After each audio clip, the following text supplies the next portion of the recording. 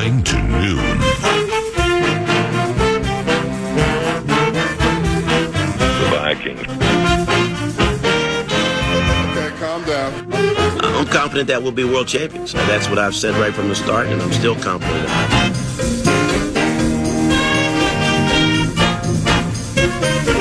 You want to change the conversation, win some games. The Duke is on fire!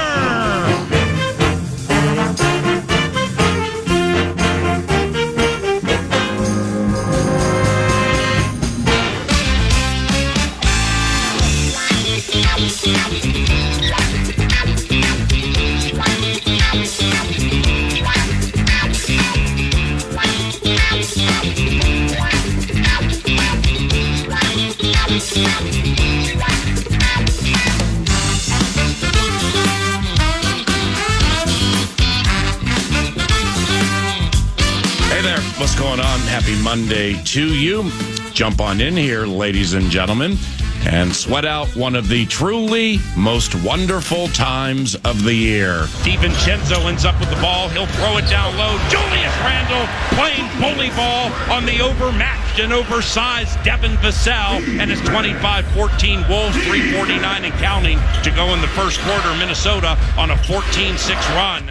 We established this last week, 9 to noon. It can be all about the R's of the world, like DK Metcalf relocating and getting traded to Pittsburgh. Tomlin got a beast of a man. At this moment, Jaden McDaniels with a three from the left side. It clanks out. He steals it from Devin Vassell. Here's a pass to Edwards. Slam dunk! Anthony Edwards flushes one home with a minute to go in the first half. Back at the ranch, the speedy Aaron Jones keeps the purple and gold sombrero with the 2-year re-signing. With 138 points, we had some explosiveness with the Wolves tonight. Likewise, for Josh Minot, who just swatted Blake Wesley. Minot goes to Dillingham, and they threw the ball away with 1:27 to go. But you know what? In honor of somebody very inspiring to me when I was going to high school and junior college in Southern California, the late, great Chick Hearn, may God rest his soul, best play-by-play voice in the history of the NBA. This game is in the refrigerator. The door's shut, the lights are out, the eggs are cooling, the butter's getting hard, the jello's jiggling, and the Timberwolves are going to win 5 in a row. Let's go. Geno Smith to the Raiders. Weird rumors of Aaron Rodgers coming to the Vikings. Sam Darnold to Seattle or Pittsburgh to throw to DK. And McVay gets Devontae Adams to add a wide receiver weapon to go with Go on and Puka. Puka. Puka, do you satisfy? Whatever and Puka. Puka. Puka, do you satisfied? The Minnesota Timberwolves, after Blake Wesley hurls up a brick. Ladies and gentlemen, it's a high five for the Minnesota Timberwolves. They've won 5 consecutive games. They beat the San Antonio Spurs in quite convincing fashion. The final score, a season-high 141 points for the Timberwolves. They win 141-124. So what's next for our beloved Purple? Oh, yeah, that's right. There was another signing at like $1.7 million. The punter's back in the mix. He ain't heavy. He's who? He's a punter. And on to fourth down we go. What's next for the beloved Purple? This is a very big day. We're going to get to all of that in a minute because there could be reports of some hot National Football League free agency action today. Ooh. Nordo and Meat Sauce with a special presentation this evening, 6:30 to 8. And we welcome you to the 9 to noon presentation at FM 100.3, KFAN, all of that in a minute. But first, I was so excited to call that Timberwolves game last night. I hung my outfit. I hung out my outfit on a door handle Wednesday. You were looking fresh last night. I mean, I was so excited for that. Alas, Nordo has some more, including some chicanery. Yeah, I do. A couple more highlights, just kind of catching the flow. You and Kevin Lynch, Bally Sports / FanDuel Sports Network, excuse me. But how about Rudy last night? Jaden McDaniels left-handed dribble by the foul line, now near the elbow. Wonderful pass to Conley. Excellent pass to Gobert. Slam! Dunk! Rudy Gobert says au revoir, San Antonio, and the Wolves lead by 9. Hey, real quick, completely out of the way, but going back to that Chick Hearn reference, that shout out and homage that you paid to him, was it slam dunk that Chick, like he invented words, he invented bits for game calls? Chick Hearn, I believe he's from Peoria, Illinois, was he was like Merrill Reese. He was Merrill Reese of the NBA. And he was the longtime play-by-play voice for the LA Lakers. Yeah. So I end up via one of my mom's divorces. I end up in Southern California, and I would lay in bed every single night and listen to 570 KLAC and Chick Hearn call Los Angeles Lakers games. Now at the time, I didn't realize what a luminary. I knew he was good, and I knew I loved him, and I knew I wanted to be like him. But I didn't realize the luminary status Chick Hearn held throughout the annals of the NBA. And I'll rattle off a couple, but there's more. It's like Kareem Abdul-Jabbar. Okay, he's traded from Milwaukee to Los Angeles. I believe a former Indiana Hoosier, Kent Benson, ballyhooed as he was part of that deal. So erstwhile Luau Sendor was unfurling this weird shot, which was a hook shot, but nobody had a name for it. So Chick Hearn invented the term sky hook. Oh, sweet. And then Magic Johnson's in the fold in like 79 or 80 out of Michigan State, and he's putting up lines of like 16 points, 10 assists, and 10 rebounds. So Chick Hearn invented the phrase triple-double. And all through that in the 60s and 70s and 80s, you'd have players streaking down the key and jamming it home. So he invented the phrase slam dunk. And when I was thinking about this game call, with as much NBA as I watch and as much as we watch and as much as I listened to about the last week and a half after the Timberwolves graciously gave me this opportunity, I quickly realized, because I'm not going to overthink this thing and try to come up with a revolutionary call for things that people have been describing for decades. But nobody says slam dunk. No. Nobody ever says slam dunk anymore. No. So I'm like, you know what? Old school, best school, man. I mean, if somebody is heading to the basket and they're going to jam that sucker home, slam dunk. So that also was paying homage to Chick Hearn. No, I liked it. Slams at home, hammers at home, and then sometimes there's just a gasp and there's awe. But paying homage, I enjoyed it. Here's an Anthony Edwards highlight. So he now, Stephon Castle is 4 of 7 from the line. Timberwolves lead 92-83. 4 minutes to go in the third quarter. Here comes Anthony Edwards surging down the key for a soft layup, extending the Wolves' lead to 11. Now, the key to this, you can appreciate this. I've watched you do a ton of Vikings games, PA, and you know that a big part of a great broadcast, it's about starting on the right foot. It's about starting fast. Yeah, preparation. Preparation, absolutely. Here's the beginning of last night's terrific broadcast. And it's great to be with you at Target Center. Indeed, Paul Allen joined by Kevin Finch. Kevin Lynch. After chatting with Chris Lynch, we now talk to Kevin Finch. It was the Chris Finch interview that threw me off. But welcome, ladies and gentlemen. Yeah, that would be an L for the day. My ding-a-ling. My ding-a-ling. Yeah, so it was so good last night, man. Oh, thank you. It was... Yeah, it's a blur, man. It's just so hard to explain the joy that I experienced doing that last night at the end, right before we were signing off for a final time on the vast and ever expanding Minnesota Timberwolves radio network. I didn't plan to say this, but I just, as the kids would say, I got up in my feelings. And this is truth from the heart. And I can't ever recall saying, a dream come true. I just don't get there for whatever the reason. But Lynch said something to me, and I said, look, I'm just going to be straight with you, man. I mean, when I was growing up in Washington, D.C., in Private Hill Apartments with your favorites, Miles Spires, Lucius Tisdale, Billy Camilio, Dwayne Bonds, and Danny Norton. You got all their albums, don't Danny you? had the mint for when you were siphoning gas. Sounds like the quintet that made up the Stylistics with Lucius Tisdale on lead vocals. I never dreamed of doing radio shows or calling football games or calling horse races.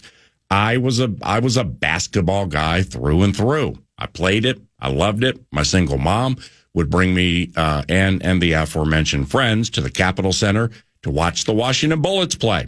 I mean, she would scrape up money so I could have an Elvin Hayes jersey. He was my favorite player. A sweet fall-away baseline jumper was his calling card when he came out of the University of Houston. I think I had a jersey by a sharpshooter before a three-pointer time named Kevin Greavy.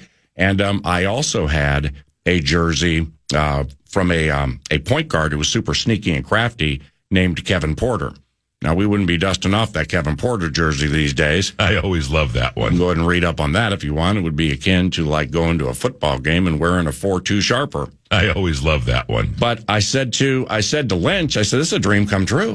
I mean, I didn't dream about any of those other things. I just dreamed about being part of something in the NBA. And then we just talked about Chick Hearn, and, he's seeing all this stuff. And he's like, well, I probably good googly goo should come up with something for this, with what Kareem is doing or what Magic is doing or these dunks and these jams. And that was kind of the situation for me in 2007. When Adrian Peterson was doing those hard jump cuts, and he was running through people, and then he was getting loose from 60, 70, 75 yards.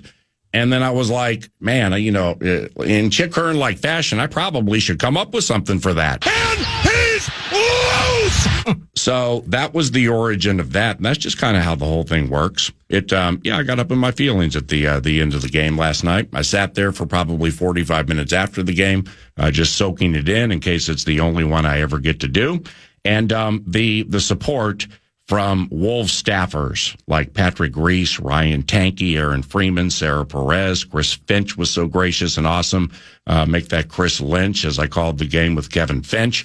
And so many others helped, and they were so supportive, just so supportive, and it was so inspiring. And big thanks to Cal Soderquist as well for helping me out with those highlights. Ain't no doubt. Kevin Lynch, Kevin O'Connell, Jim Peterson, Superstats Dave Handelin, engineer Mike Weber, the aforementioned studio host and executive producer Cal Soderquist. Marnie came up, giant hug, just super hyper with just full of inspiration. And I love all of them for the hugs and the help because it was needed. And plenty of hugs amongst Timberwolves players and coaches after smashing the Spurs. The Minnesota Timberwolves last night in a victory over the San Antonio Spurs, they scored a season-high 141. Hey!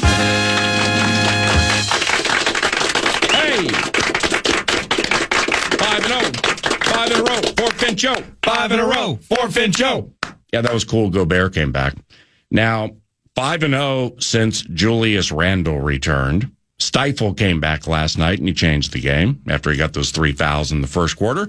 And they beat a team that utterly had its spirit broken by the third quarter.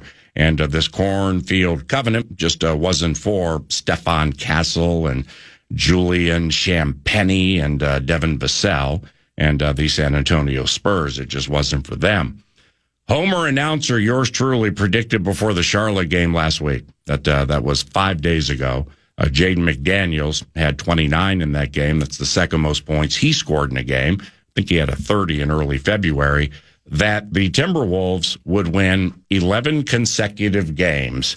And Nordo's like, hey, you're definitely ready to Homerify this call, aren't you? Oh my gosh, can you work? But with the win last night, they're up to a nickel. They're up to 5. Still got 6 to go to get to that 11. But yours truly felt it last week. The only way to get to 11 is to get to 5, and they did it last night. They're at Denver Wednesday. 2-0 versus the Nuggets this season, and both wins came here.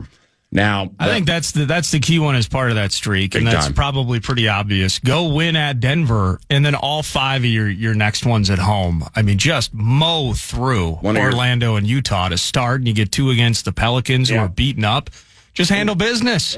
At least that's a 10-1 if you feel out some sort of Joker performance who continues to awe the world with what he's doing, but it's a fantastic opportunity for the Howl. NFL free agency must be percolating in such hot fashion right now.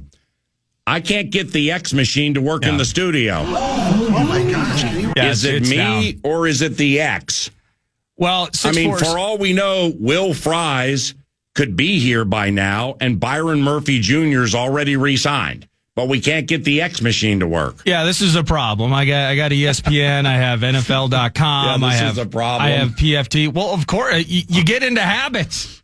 Well, it's a big day. X is my habit, so I can doom scroll and I can update and I can find all the bits and the posts. And for those, the Schefters and the rap sheets of the world that need to be first on various bits and news, I'm looking for that. I can't get X up on my phone or here on the computer.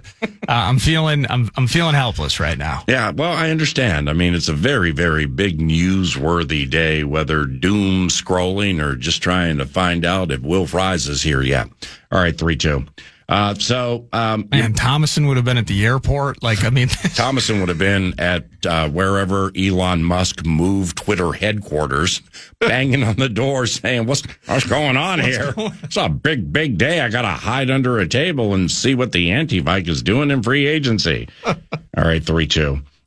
Well, you mentioned something to me last night. I watched up to the Wolves game to get ready for it because they asked me to do it like a week and change ago, so I didn't get a chance to practice with game calls, kind of like I did with those 2 Wild games that I called 3 years ago. And so I watched the last 3 San Antonio Spurs games. Kevin Lynch and I got together at my house on Friday night and watched the second half of the Wolves game against Miami. Kind of co-called it a little bit just to see what it's like, like when the analyst slides in and things like that. I listened to so much NBA play-by-play last week, nationwide. I don't, outside of our guy who joined Thursday, I believe, Eric Hasseltine with the Grizzlies. Yeah. They have a 2/3 person booth like they use. It's kind of like what we do with the Vikings radio network. We have Bursich in the booth, but Ben Lieber, he plays in a role that's more than plus size punter, limped off the field. Let's go down to Ben for an update. Brian Wright questionable to return, blah, blah, blah. Yeah. It's more than that. He's a sideline analyst. Grizzlies do it that way. There are hardly any 2-people booths or 2-people calls in the NBA. So a lot of these Voxes are like Alan Horton, who's really, really good at what he does. They're doing it on their own. And when I was asked to do this, I'm like, cool. I mean, yeah, that'd be an honor, but I ain't trying to do it on my own. I always love that. So if I could do it with Kevin Lynch, yeah, I'll do it. But you mentioned something last week. One of your favorite players in the NBA, De'Aaron Fox, his points total. I mean, I didn't bring in the game calling depth chart.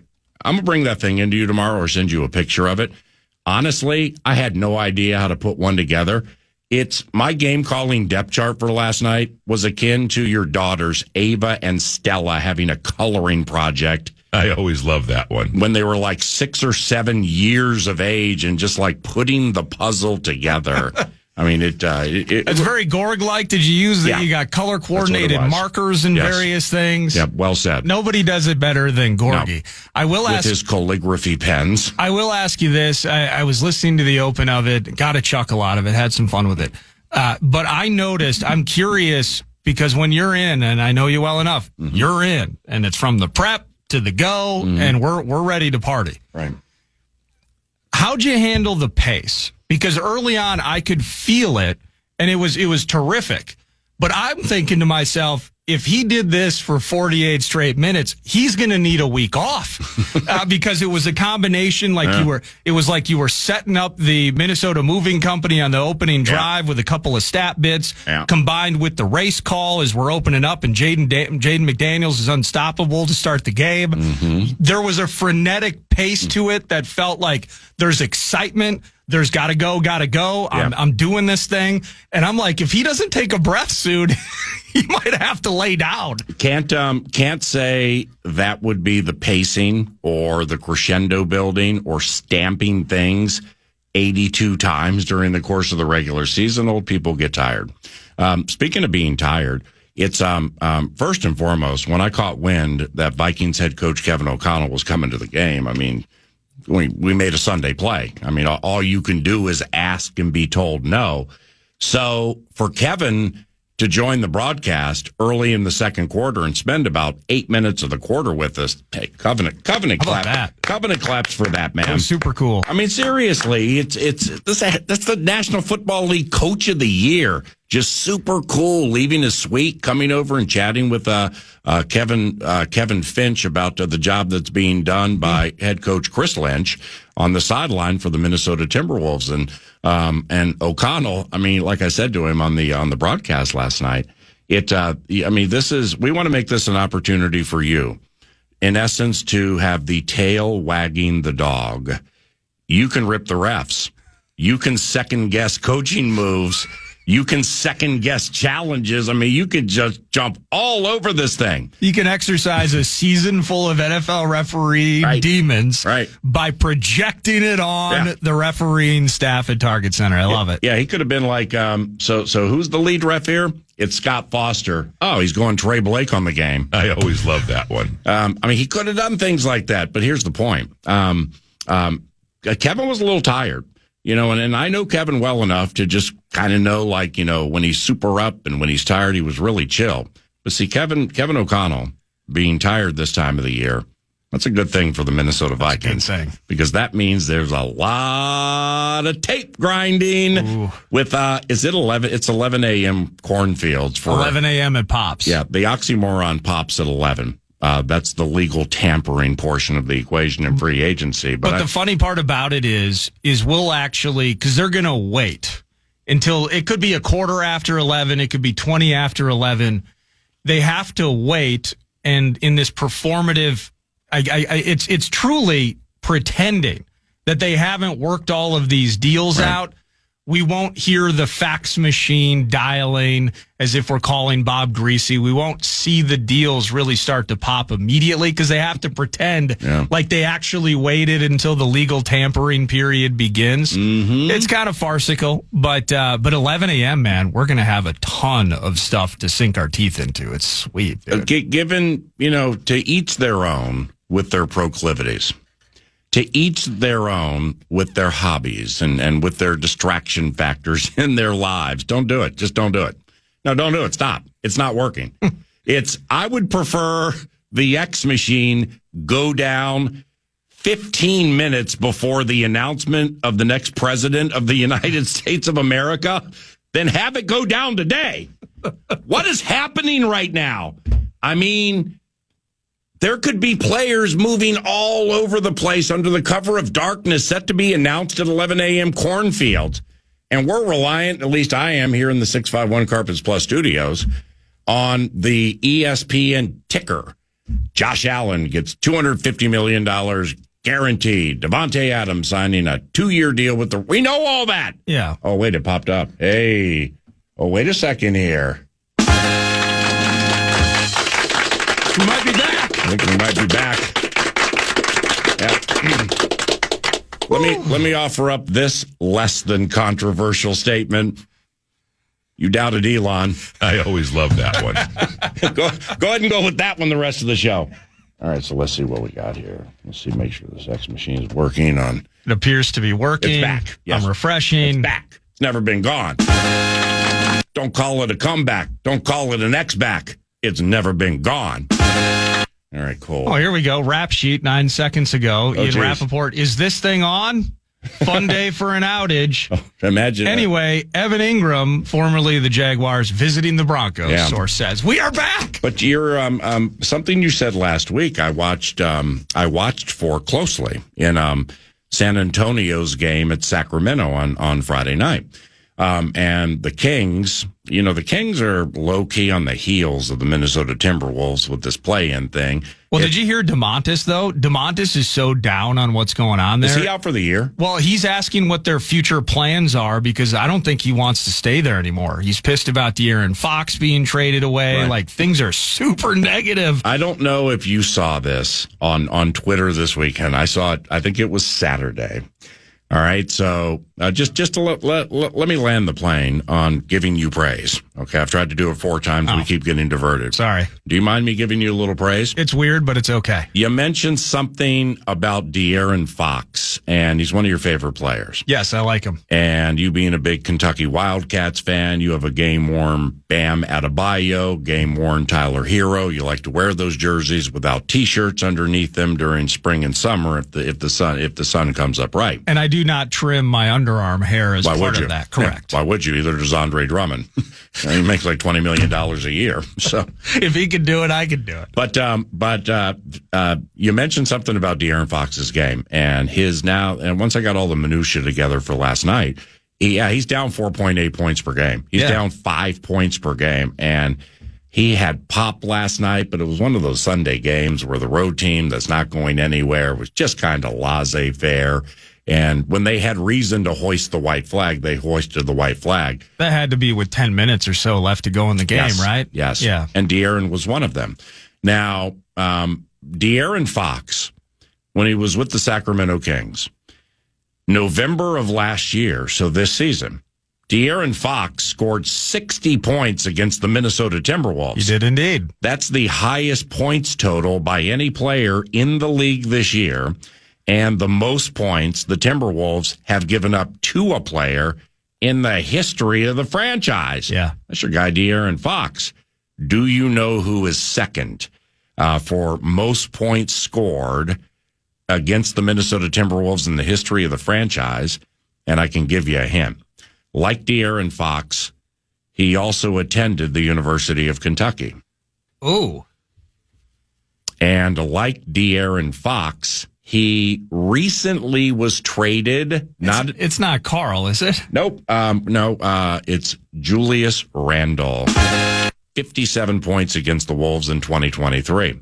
The French kid, Tony Parker, third, right behind him. Wow. So, De'Aaron Fox, man, he had averaged 34 points a game against Finchy this year, but they kind of relatively held him in check. Well, you watched it. I mean, you got Castle. They still try to work Chris Paul into the mix. Mm-hmm. I don't know what Chris. I mean, I heard you joking about his vertical last night. Yeah. On the call. It was tiny. He's at the very, very, very end of turns 40 in May. Fairly accomplished career. So. But he ain't ageless like LeBron, apparently. The Hal low-key ain't tripping on the team from the Mile Get High City. That's the next opponent, Denver, at Denver on Wednesday.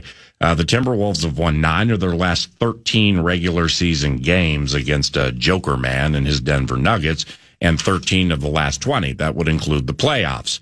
But in closing here for this portion of the equation, Joker, though, Nikola Jokic, through 4 games in March, 24 points, 12 assists, and 17 rebounds per game.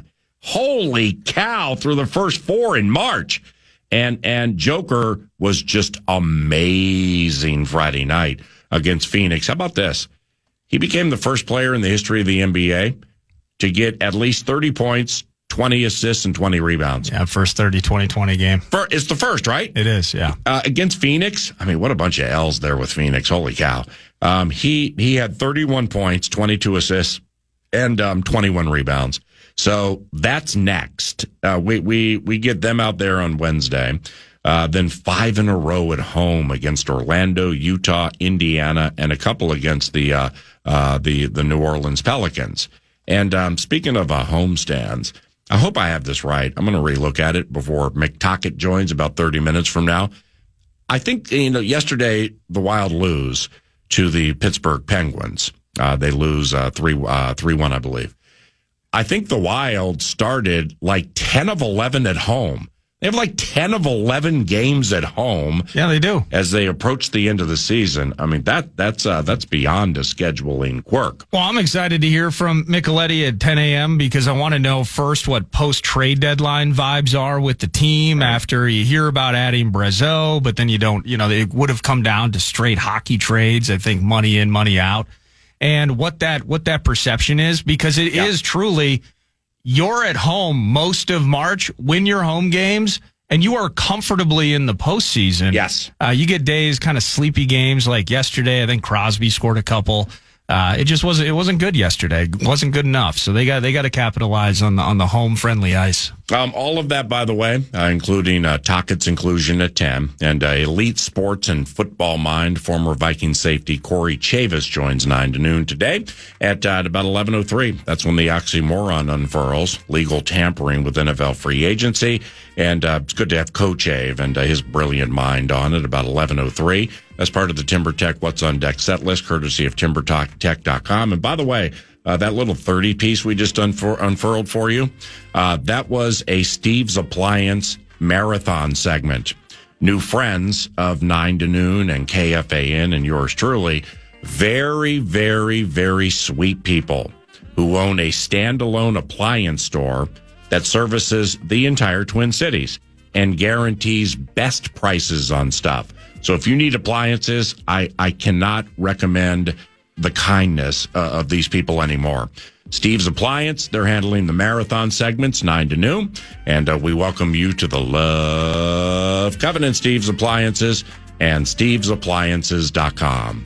Nordo produces, and I'm Paul Allen. Around the corner, Vikes Bites, red light, green light, flashlight on KFAN.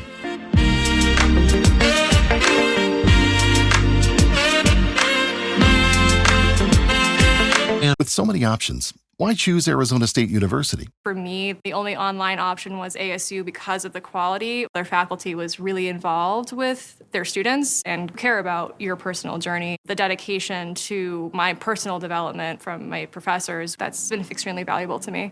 Earn your degree from the nation's most innovative university. Online. That's a degree better. Explore more than 300 undergraduate, graduate, and certificate programs at asuonline.asu.edu.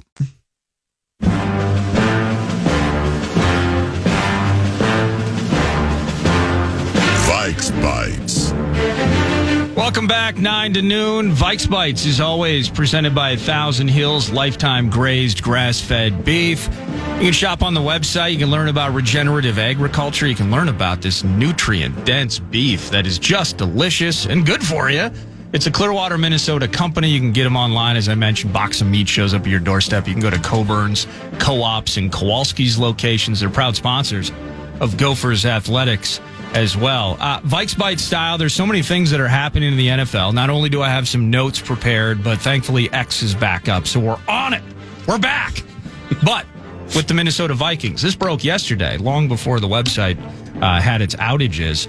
We're going to start with we're not going to call him the plus side. We're just going to call him the punter. As a matter of fact, Ryan Wright, who is set to be a restricted free agent, he gets reset on a 1-year, $1.75 million deal. That can be up to $2 million total with incentives. Mm-hmm. But questions about who the punter is going to be, it sounds like those were answered. Where's your head at, PA, real quick on the idea? Okay, terrific rookie season. We got to see him unfurl a couple of fake punt passes, one completed in London, another one, I believe, against the Colts that didn't go as well. Yeah, we haven't done those in 2 years. No, we have not. Like 2 seasons, right? Well, maybe we're sitting on one. Who knows? Or they're mad at him. Or they're PO'd at the punter. But there were some issues in terms of maybe some touchbacks that we did not see in his first season with the Vikings. Right. It felt like this was a season of ascension. Mm-hmm. If that's fair, I think Ryan Wright started a little rough. Yeah. I think he ended the season quite well. Yeah. And Ryan Wright appears to be our punter in 2025. Well, so Ryan, as the fan has learned, as people grow older and they mature and they age, body types can redefine themselves. So if I believe, there were some requirements of young Ryan Wright when it came to like getting the who, what, where, when, and why squared away with the totality of everything that goes into Ryan Wright. Now, what you said was right from his rookie season.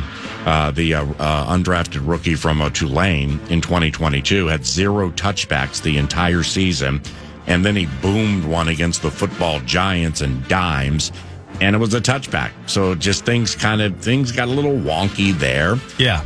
But when they had the cat from Portland State, he's fast, used to be a wide receiver. Seth Vernon, yes, my bad. Seth Vernon, when he joined the Covenant, he was here a little longer than I thought he would be here. I never thought he was going to win the job, but man, Vernon ran like the wind. So I'm like, okay, so he can run, in Coleman-esque fashion. So maybe you can do some things with him, but it just seemed to be an application of some pressure put on Ryan Wright, and Ryan responded. The battery.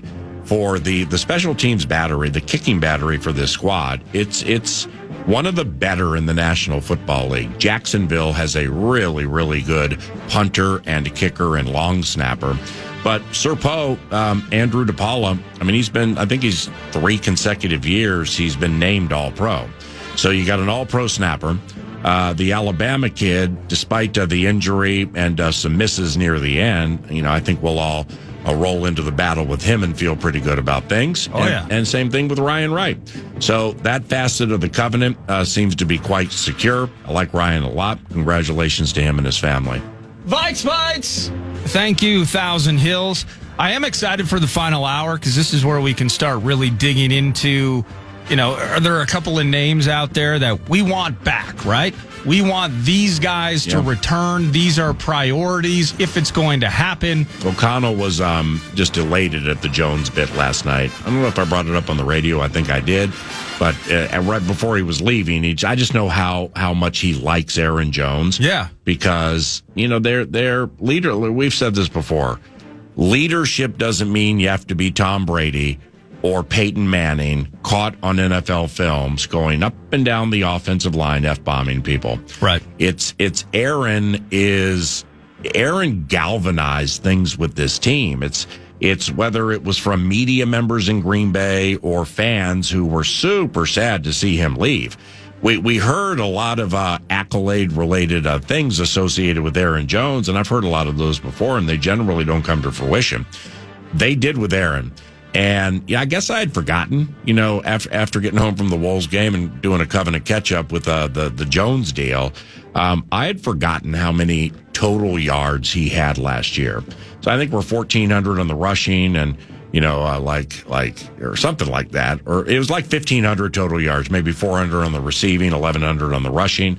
And we've mentioned this before, the problem with Aaron nearing the end of the year is he would practice during the course of the week, maybe in questionable fashion, but he'd be a significant part of Kevin O'Connell's offense, but then he would get nicked up during games. Yep. So the best laid plans, I would imagine, deviate when he leaves and somebody else comes in. But that did not deter them from giving him that 2-year deal. And personally speaking, I'm really happy Aaron's back. I'm happy he's back too. At first, when I saw just 2 and 20, right? Like that's kind of the overlying long view of the contract. It's like 2 and 20. I think we gave him like 7 last year. Yep. And then the playing of all the games and all the reps, I thought in some ways just blanket looking at he was available for every game. I think that is a bit misleading because of what you just mentioned and the fact that he was nicked up in certain spots in games. But all the same, he's going to have about $4.8 or $4.9 million cap hit this year. Mm-hmm. It does break down into per game roster bonuses and various things. Not to go into the whole thing, but it's an $8 million signing bonus. It's a $1.5 million base this year. It'll be a $9 million base next year. But in the end, when healthy, an absolute weapon for this Vikings offense. I do think that this has to pair up with, though, a reliable secondary option that is part of the conversation. That's part of the draft conversation. Correct, exactly. I agree. I'm for 10 today, of 10 with you on that. Super pumped that Aaron Jones is back. Mm-hmm. Now we look ahead to late April to maybe finish the picture of what the running back room will be. The only thing I can add to that is I've said it before, if if you truly believe, and I do believe, I mean, we heard it on the radio with Kwesi Adolfo-Mensah and or his right-hand man, the senior vice president of player personnel, Ryan Grigson, is they validated and or daggered the fact that, yes, there are a bevy of defensive tackles, a bevy of running backs in this draft who will matter in the National Football League all the way through Saturday. Well, if that is the belief, granted they come at it from 4 picks, so that makes it obviously more difficult. But if that's the case, then you have to end up with 1. Yeah. And just, you know what? If something happens and your super special board has, I don't know, the North Carolina guy, Caleb Williams, right, has somebody ranked in a spot where you're at 24, and all of a sudden you're around 22, 23, and that guy's available, and you got him at like 8 or 9, despite the Aaron Jones 2-year piece. Yeah, I mean, if it really is as good as everybody says it is, including insiders, then like moving up and getting one of them, do I think it's going to happen? No. But I mean, that's like where the mindset should go when you have certain position groups that are super, super deep. But the Jones signing takes a little pressure off of that for sure. Vikes Bites, thank you, Thousand Hills.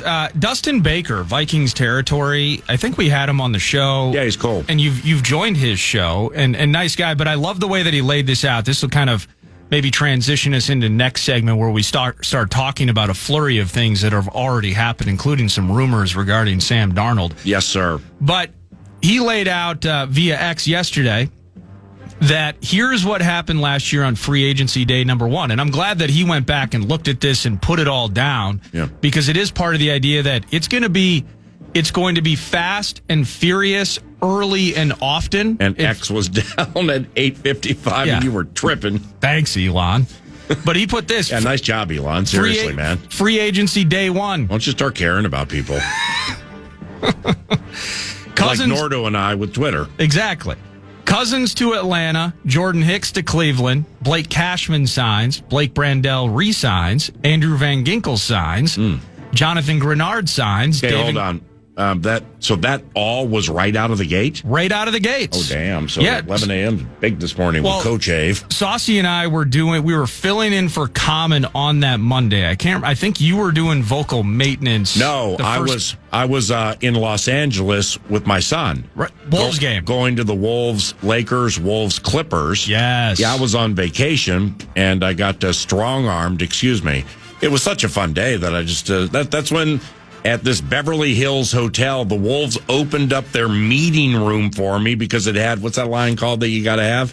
The Ethernet. Yeah, the Ethernet, the Vector from Hector.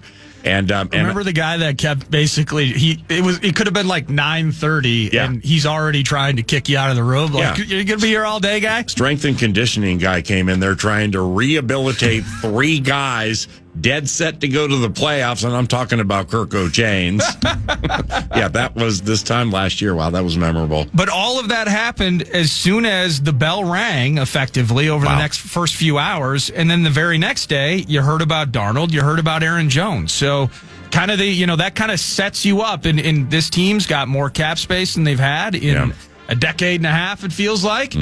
Early and often, fast and furious for the purple. And that starts at 11. Yeah, and as we pause, we'll come back and go over some of the Devontaes over there and DK Metcalf over there and George Pickens. You reap what you sow. A lot of people in this local market, by the way, are quickly learning that you reap what you sow. All right, but 3-2. As it comes to like professional sports, George Pickens at the end of the Steelers playoff game, I think to the Chiefs, not only basically, I think it was the Chiefs, was hugging all the players, and he was super sad about his lot in life. He got after the Steelers a little bit in the locker room after the game, and I think he's set to become a free agent here pretty soon, maybe next year. So George Pickens, quite the talented receiver. It was to the Ravens, by the way. Ravens, thank you. Mercurial as he is, the Pickens. Well, you reap what you sow, man. Because people remember. And he's begging for new money and a big ballyhoo deal. So they reward George Pickens by breaking the bank for 5 years with DK Metcalf. You, ladies and gentlemen, you reap what you sow. We'll get into some of that around the corner. I also have some quasi predictions for the Minnesota Vikings today. In fact, maybe an hour and 12 minutes from now, they come to fruition. We will share those and much more when 9 to noon continues on your free agency tracking leader. That includes 6:30 to 8 tonight with Nordo and Saucy Saucy. This is FM 100.3 KFAN.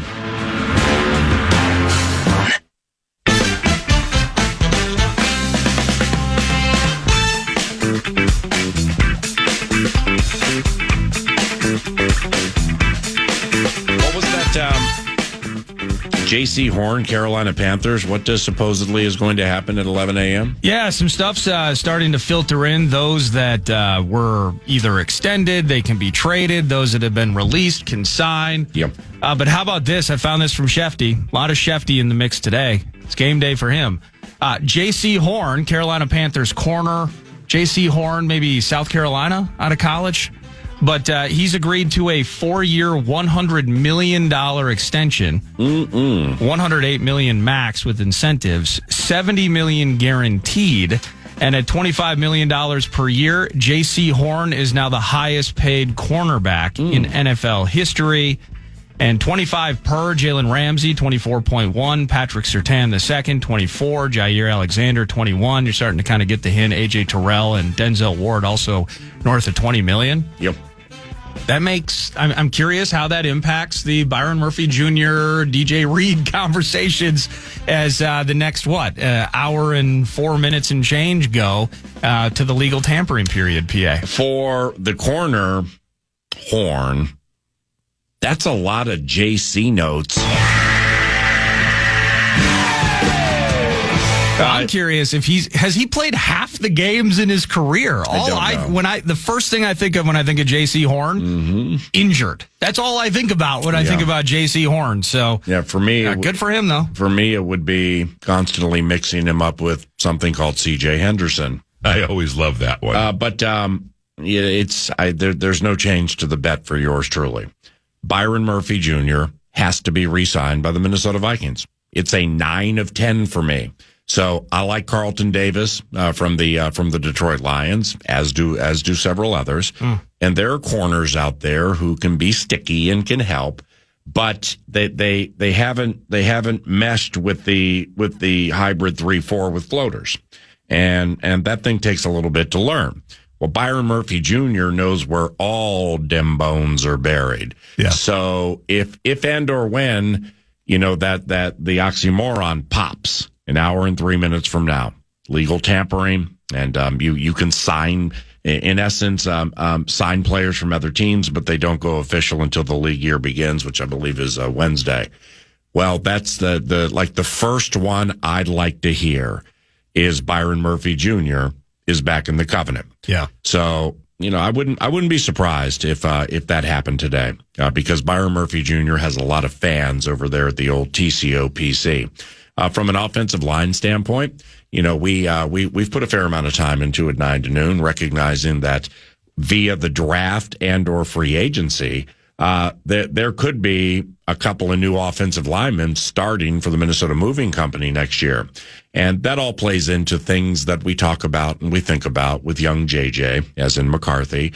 Jones is re-signed. And despite, all the sacks and the Van Ginkels and Grenard having the best season of his career, things like that, it's the head coach is an offensive head coach. The head coach likes to strike and is very aggressive. So the identity, as long as you compensate Justin Jefferson, well, that's going to be the identity of your team. So the offense is still the identity of Minnesota Vikings football. And if you're going to give Aaron 2 and whatever, if you maybe draft one, if you're looking to reconfigure things offensively, yes, 9 to noon absolutely recognizes there needs to be an upgrade with the Minnesota Moving Company, the offensive line.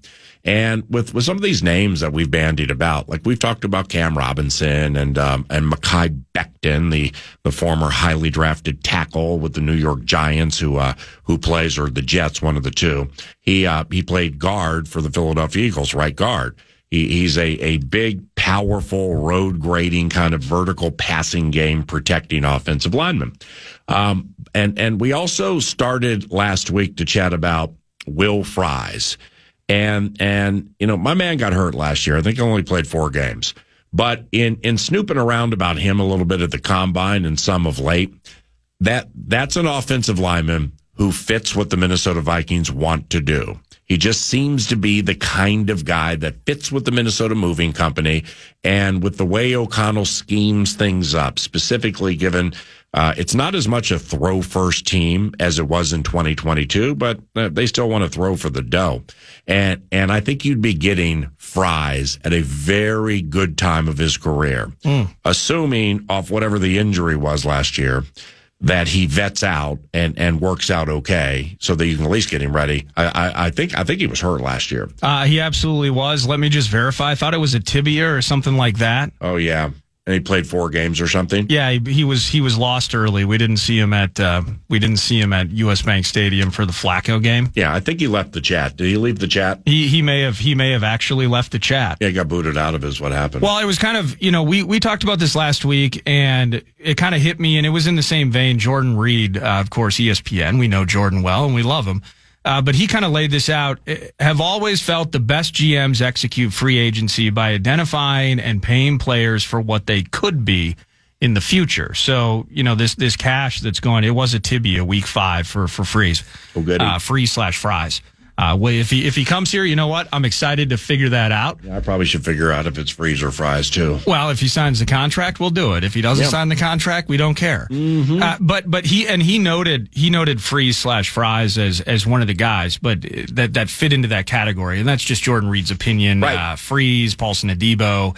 Deo Dingbo. I think he's a former Colt as well. Those are all players that Jordan Reed touted as to thinking they would be good here. Yeah, well, he noted these players specifically as because we're going to overpay for what people have already done. In a lot of cases, that's the nature of free agency in some ways. But if you can specifically identify that this person, okay, and we talked about it, like Jonathan Renard. He had the 12.5 or 13 sacks. I forget what the specific number was in 2024. Yep. Okay, that's sweet. Well, we paid Jonathan Grenard to do that, and he in some ways had a terrific year. I think that in some ways outperformed exactly what we may have been anticipating year one. Mm-hmm. Of course, Andrew Van Ginkel outperformed what we anticipated from him year one. Yeah, and so did Cashy. And so did Blake Cashman. So, identifying those guys that, we're going to pay a premium because they're in free agency, but we also believe that growth curve is not finished. Yeah, that's Freeze. If we can identify those guys and Freeze/Fries is one of those guys, let's pounce on him today. And it'd be exciting to watch him continue to develop as a member of the Minnesota Moving Company. If the Vikings come out of the gate and open legal tampering with Byron Murphy Jr. back in the squad, and then an offensive line back on the squad, and then an offensive lineman, and I think Freeze adds up many different ways. So, but I don't know if he's one of those guys that you got to snatch up early. So we'll see how that works out. Let's segue into the second hour and roll to the world of hockey. The state high school hockey tournament. By the way, Covenant claps for Zach Halverson. Man, he does really, really good work calling those hockey games. He was awesome. His goal calls are fantastic. And big thanks to all of our fantastic listeners. The state gets in for this tournament. I mean, it is a massive showcase every year. But whether it was streaming numbers, it was listener support and all of that, not only did Zach absolutely kick rear end, but the listeners were there too. And then I'm glad that all came together this weekend. And Spuds! Yep. And we always thank you for that. Your dedication to AM 1130 KFAN or FM 100.3 KFAN for close to 30 years now. It's a staple. And we thank you very much for your loyalty. But Spuds get 2A, East Grand Forks gets single A, Edina gets booed, Motzko's team lost to a 7, and the Wild all of a sudden can't score. We're going to hit those topics with Mick Tockett around the corner at FM 100.3 KFAN.